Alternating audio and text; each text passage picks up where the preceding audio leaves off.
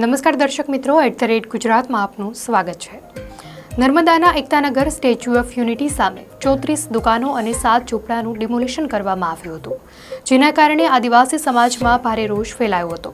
તેને લઈને ડેડિયાપાડા ધારાસભ્ય ચૈત્ર વસાવાએ કેવડિયા ખાતે આંદોલન કરવા માટે આદિવાસી સમાજને હાકલ કરી હતી। ચૈત્ર વસાવા સહિતના કાર્યકરો અને સાથે જ આદિવાસી સમાજના લોકોએ આંદોલનની ચીમકી આપી હતી।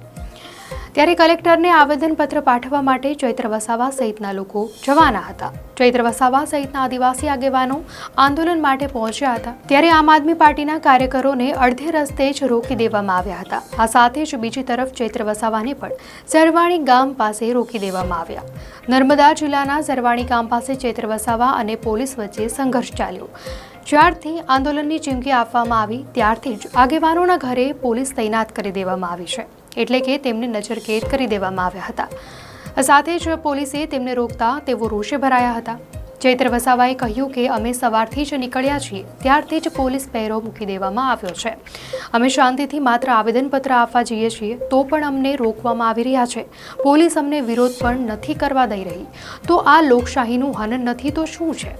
આવેદનપત્ર આપી દીધા બાદ તેમણે કહ્યું કે આજે થોડા હોબાળા બાદ આવેદનપત્ર અમે કલેક્ટર સાહેબને આપી દીધું છે અને તેમણે અમારી વાત પણ સાંભળી છે।